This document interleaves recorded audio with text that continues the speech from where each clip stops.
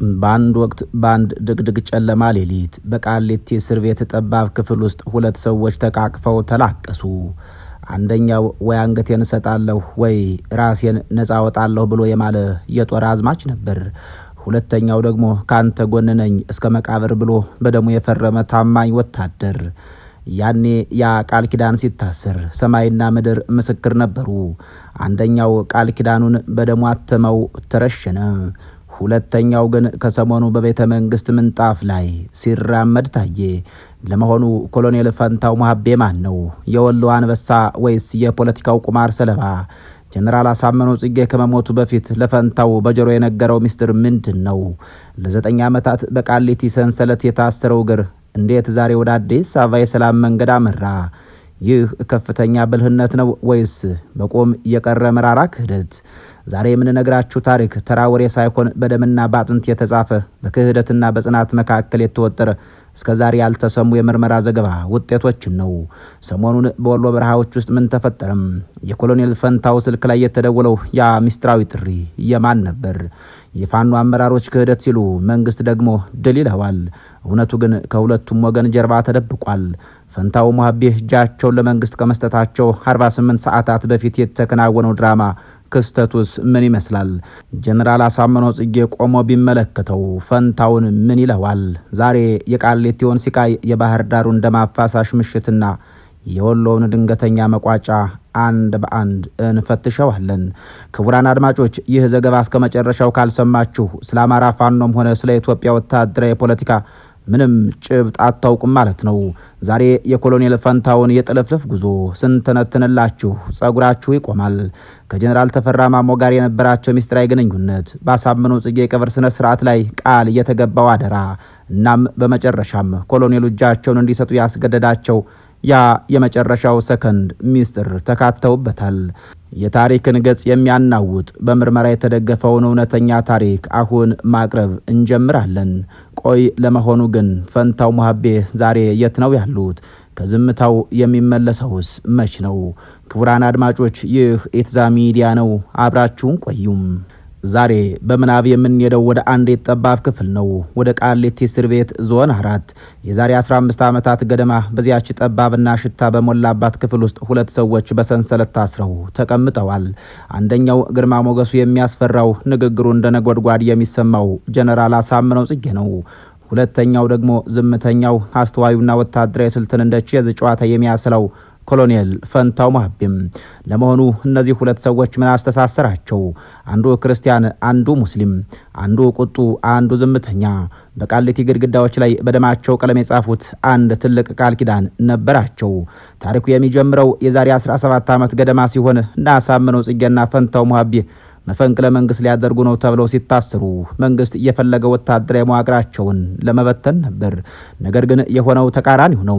እስር ቤቱ ወታደራዊ አዝማችነታቸውን ወደ ሪዮት ዓለማዊ ወንድማማችነት ቀይረው ጀነራል አሳምነው ጽጌ ለኮሎኔል ፈንታው ሙሀቤ ጓደኛቸው ብቻ አልነበሩም። የትግል አባቱ፣ መካሪውና የህልሙ ተጋሪም ነበር። በቃሊቲ የ9 ዓመታት ቆይታቸው ምግብ ሲያጡ አብረው ተራቡ፣ ግርፋት ሲመጣም አብረው ተገረፉ። ለምን ብለው ሲጠይቁ ሁለቱም የሚሰጡት መልስ አንድ ነው። እሱም ስለ አማራ ህዝብ ህልውና የሚል ነበር። ኮሎኔል ፈንታው ለአሳምነው ጽጌ የነበረው ታማኝነት ፍጹም የሚባል ነበር። አሳምነው ጽጌም በለው ካለው ፈንታው እንዴት ልበለው ብሎ ስልቱን የሚያወጣ መሐንዲስ ነበር። 2010 ዓመተ ምህረት ሁለቱም ከስር ተፈቱ። ጀነራል አሳምነው ጽጌ ወደ ባህር ዳር ሲያመራ ፈንታው ሙሀቤም ከኋላው አልቀረም። አሳምነው የክልሉ የጸጥታ ቢሮ ኃላፊ ሲሆን ፈንታው ደግሞ የልዩ ኃይሉ የስልጣናና ኦፕሬሽን ቁልፍ ሰው እንደሆነ ይነገራል። ክቡራን አድማጮች፣ እዚህ ጋር ልብ በሉም። አሳምነው ጽጌ የአማራ ህዝብ ራሱን መከላከል አለበት የሚለውን ትልቁ ራዕይ ሲያለም ያንን ራዕይ ወደ መሬት አውርዶ ልዩ ኃይሉን እንደ ብረት ያደራጀው ኮሎኔል ፈንታው ሙሀቤ ነው ቢባል ማጋነን አይሆንም። አሳምነው የልብ ትርታው ሲሆን ፈንታው ደግሞ ጡንቻው ነበር። በዚያን ወቅት በባህር ዳር ሰፊ መንገዶችና ኮሪደሮች ውስጥ እነዚህ ሁለት ሰዎች ሳይማከሩ አንዲትም እርምጃ እንደማይራመዱ ይነገራል። ጀነራል አሳምነው ጽጌና ፈንታው ሙሀቤ ማለት የአንድ ሳንቲም ሁለት ገጽታዎች ነበሩ። ሰኔ 15 ቀን 2011 ዓመተ ምህረት አሳምነው ጽጌ ተገደሉ። ለፈንታው ሙሀቤ ይህ ሞት የወንድም ሞት ብቻ አልነበርም። የራሱ የህልሙ ግማሽ አካል እንደመቆረጥ ያለ ነበር። አሳምነው ሲሞት ፈንታው ግን አልተሰበረም። እንዲያውም ያሳምነውን አደራ እኔ ወጣዋለሁ ብሎ ወደ ወሎ በረሃዎች አመራም። ፈንታው ወደ ፋኖነት ሲቀላቀል በልቡ ውስጥ የነበረው ያሳምነው ጽጌ ምስል ነው። በወሎ ግንባር ፋኖን ሲመራ ወጣቶቹ አንበሳው እያሉ ሲጠሩት፣ እሱ ግን እውነተኛው አንበሳ አሳምነው ጽጌ ነው ይል እንደነበር ይነገራል። ፈንታው ለዓመታት በበረሃ የቆየው ላሳምነው በገባው የቃሊቲ ቃል ኪዳን መነሻነት እንደነበር የቅርብ ሰዎቹ ይናገራሉ። እናም ዛሬ ላይ ሆነን ስናየው አንድ ትልቅ ጥያቄ ይነሳል።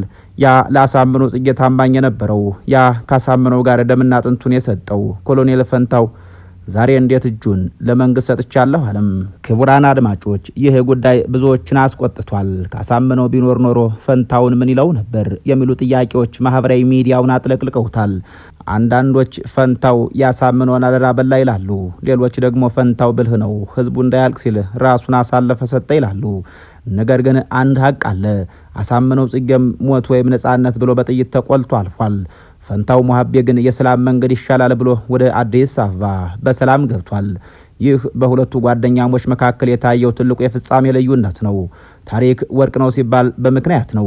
ኮሎኔል ፈንታው ሙሀቤ ቃሊቲውን ሰንሰለት አብሮ ከቆረሰው አሳምነው ጽጌ ጋር የነበረው ወዳጅነት በኢትዮጵያ ፖለቲካ ውስጥ ትልቅ ምዕራፍ ነው። አሳምነው ጽጌ የአማራን ትግል በደሙ ቀለም ጽፎ አልፏል። ኮሎኔል ፈንታው ደግሞ ያንን ትግል በበረሃ ተሸክመው ቆይቷል። ዛሬ የእርቅ ካባ ደርቧል። ይህ የፈንታው ውሳኔ ክህደት ይባላል ወይስ አስገዳጅ የፖለቲካ እውነታ? ይህንን ጊዜ የሚፈታው ይሆናል። ነገር ግን በቃሊቲ እስር ቤት የጀመረው ያ የደም ቃል ኪዳን ዛሬ አዲስ አበባ ላይ መቋጫውን አግኝቷል። ፈንታው ሙሀቤ ያሳምነው ቀኝ እጅ፣ የወሎ አዛዥ ዛሬ የትግል ጓዶቹን በበረሃ ትቶ ወደ ሰላም ጎጆ ገብቷል። ታሪክ ግን ዝም ይል አይመስልም። ነገን ይመረምራል፣ ነገን ይፈርዳል። ለመሆኑ ጀነራል አሳምነው ጽጌና የያኔው ሻለቃ ያሁኑ ኮሎኔል የተከሰሱበት መፈንቅለ መንግስት ምን ነበር? ምንድን ነው? ጊዜው ግንቦት 2010 ዓመተ ምህረት ነው። አዲስ አበባ በሰላም ተኝታለች። ነገር ግን በቤተ መንግስቱ ኮሪደሮችና በደህንነት መስሪያ ቤቱ ግድግዳዎች ውስጥ አንድ የሚንቀለቀል ወሬ አለም። መፈንቅለ መንግስት ተሞከረ የሚል። በወቅቱ የነበረው የኢህአዴግ መንግስትና ጀነራል ተፈራ ማሞን፣ ብርጋዴር ጀነራል አሳምነው ጽጌንና ያኔው ሻለቃ ማዕረግ የነበራቸውን ያሁኑ ኮሎኔል ፈንታው ሙሀቤን ጨምሮ 35 መኮንኖችን አፈሰም። ክሱ መንግስትን በኃይል ለመገልበጥ አቅደዋል የሚል ነበር። ሻለቃ ፈንታውና ጓዶቻቸው ወደ ማዕከላዊና ቃሊቲ ሲወረወሩ በደጃቸው የቆመው መከራ ግን ከባድ ነበር። በቃሊቲ ጨለማ ክፍሎች ውስጥ ፈንታው ሙሀቤ ለ9 ዓመታት ታሰሩም። 9 ዓመት ያ ማለት 3285 ቀናት እንደማለት ነው። በእነዚህ ቀናቶች ውስጥ ፈንታውና ጓዶቻቸው የደረሰባቸውን ግርፋትና ስቃይ የታሰሩበት ግድግዳዎች ብቻ ናቸው የሚያውቁት። ጀነራል አሳምነው ጽጌ በጽናት ሲቆም፣ ፈንታውም የጀነራሉን ቀኝ እጅ ሆኖ በመከራው እሳት ውስጥ ተፈተነም። የእስር ቤት ግን አልሰበራቸውም። ይልቁንም የአማራ ህዝብ ህልውና አደጋ ላይ ነው የሚለውን ስሜታቸውን ይበልጥ አቀጣጠለው። ጊዜ አይቆምምና ራሱን ተርሞ 2010 ዓመተ ምህረት መጣም። በሀገሪቷ የለውጥ ማዕበል አናወጠው። እነ ፈንታው ሙሀቤ የሀገር ባለውለታ ተብለው ከስር ተፈቱም። ያኔ ፈንታው ወደ ትውልድ ቀዬ ወደ ወሎ ሲያመራ ህዝቡ እንደ ንጉስ ነበር የተቀበለው። ወዲያውም የአማራ ክልል ልዩ ኃይል ሲዋቅር ኮሎኔል ፈንታው የዚህ ኃይል ቁልፍ መሪ ሆኑ። ከጀነራል አሳምነው ጽጌ ጋር ሆነው የክልሉን ደህንነት ለመጠበቅ ቀን ተሌት የታትሩ ገቡም። ነገር ግን ሰላሙ ብዙ አልቆየም። የሰኔ 15ቱ ግድያ ተከሰተም። ጀነራል አሳምነው ተገደለም። ኮሎኔል ፈንታው ደግሞ በድጋሜ ጥርስ ውስጥ ገቡም። መንግስትና ፋኖ ፊት ለፊት መጋጠም ሲጀምሩ ኮሎኔል ምርጫቸው የፋኖን መንገድ አደረጉም። የመንግስትን ማዕረግ ድልወት ትቼ ከወገኔ ጋር ወደ በረሃ ወርዳለሁ አሉ። ኮሎኔል ፈንታው ሙሀቤ ወሎ በረሃ ላይ ሲታዩ ለብዙዎች ትልቅ ግርምት ነበር። እርሳቸው ሙስሊም መሆናቸው ደግሞ ለፋኖ እንቅስቃሴ ሌላ ገጽታ ሰጠው። ፋኖነት የሃይማኖት ሳይሆን የህልውና ጉዳይ ነው የሚል አቋም ይዘው የአማራ ፋኖ ህዝባዊ ድርጅት ወይም አፋህድ ወታደራዊ አዛዥ ሆኑ። በወሎ ግንባር የመንግስትን ጦር ክፉኛ ሲያስጨንቁ ስልታዊ ጥቃቶችን በእርሳቸው መሪነት እንደተፈጸሙ ይነገራል። ነገር ግን የፖለቲካው ቁማር መልክ ተቀየረም። ጥር 4 ቀን 2018 ዓ.ም አንድ ያልተጠበቀ ዜና ሀገሪቱን አናጋት። ኮሎኔል ፈንታው ሙሀቤ ከነሰራዊታቸው እጃቸውን ሰጡ የሚል ዜና በመላ ሀገሪቷ ተሰራጨም። ይህ ዜና እንደ መብረቅ ነበር የተሰማው። እነ እስክንድር ነጋ ይህ ክደት ነው ሲሉ አወገዙት። መንግስት በበኩሉ ኮሎኔሉ የሰላም ጥሪውን ተቀብለዋል ብሎ በደማቅ ሁኔታ ተቀበላቸው። የኤትዛ ምርመራ እንደሚያሳየው በፋኖ አመራሮች መካከል የነበረው የስልጣን ሽኩቻ፣ የሎጂስቲክስ እጥረትና የቆየ ወታደራዊ ዲሲፕሊን ጥያቄ ኮሎኔሉን ወደዚህ ውሳኔ ሲያይገፋቸው አልቀረም። አንዳንዶች ኮሎኔሉ ደክመዋል ይላሉ፣ ሌሎች ደግሞ መንግስት ቤተሰቦቻቸው በኩል ከፍተኛ ጫና አድርጎባቸዋል ይላሉ። ይሁን እንጂ የኮሎኔል ፈንታው ሞሀቤ የቅርብ ወዳጆች ካፕቴን ማስረሻ ሰጤ በሰጡት መግለጫቸው ላይ ይህ ትግል ህዝቡን እያደቀቀ ነው፣ ወደ ሰላም መምጣት አለብን ሲሉ ተደምጠዋል። ክቡራን አድማጮች፣ የኮሎኔል ፈንታው ሞሀቤ ታሪክ የኢትዮጵያ ፖለቲካ ግራ የሚያጋባ ጉዞ ጉልህ ማሳያ ነው። ትላንት አብሮ የመፈንቅለ መንግስት ሙከራ ያደረገው ጀኔራል አሳምነው በሞት ተለይቷል።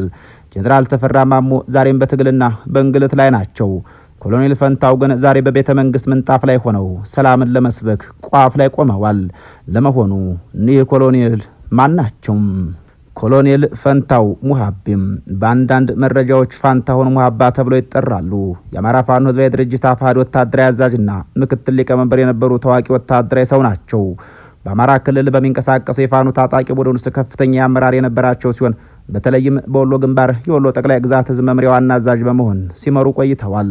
ኮሎኔል ፈንታው ከተወሰኑ ቀናቶች በፊት የሰላም ጥሪውን በመቀበል ለመንግስት ኃይሎች እጃቸውን መስጠታቸው ወይም ወደ ሰላማዊ መንገድ መግባታቸው በሰፊው ተዘግቧል። የመንግስት መገናኛ ብዙሃን እርሳቸውና ኃይላቸው ከመንግስት ጋር ስምምነት ላይ መድረሳቸውን ሲገልጹ፣ ሌሎች ደግሞ አመራሮቹ ግን ለምሳሌ አቶ እስክንድር ነጋ ድርጊቱን ክህደት በማለት እንደሚያወግዙት ገልጸዋል። ኮሎኔል ፈንታው ቀደም ሲል በኢፌዴሪ መከላከያ ሰራዊትና በአማራ ክልል ልዩ ኃይል ውስጥ ከፍተኛ መኮንን ሆነው አገልግለዋል። በኢህአዴግ ዘመን መፈንቅለ መንግስት ለማድረግ አቅደዋል በሚል ተከሰው ለ9 ዓመት ያህል በስር ላይ ቆይተው እንደነበርም ይነገራል። ኮሎኔል ፈንታው ሞሀባ ሙስሊም ሲሆኑ በፋኖ እንቅስቃሴ ውስጥ የሃይማኖት ልዩነት እንደሌለና ሙስሊሙ ማህበረሰብን በንቃት እየተሳተፈ መሆኑን በተደጋጋሚ ሲገልጹ እንደነበር ይታወሳል። በአጠቃላይ ኮሎኔል ፈንታው ሞሀባ በወሎ አካባቢ ለነበረው የፋኖ እንቅስቃሴ ቁልፍ ሰው የነበሩ ቢሆንም በአሁኑ ወቅት ግን ከትጥቅ ትግሉ ወጥተው ወደ ሰላማዊ መንገድ መግባታቸው ተነግሯል። የቀድሞ ጓዳቸው ጀኔራል አሳምነው በሞት እሳቸው በክህደትና በምርኮ ታሪካቸው ተቋጭቷል። ለአሁኑ በዚህ እናበቃለን። ሰላምና ጤና ይስጥልን።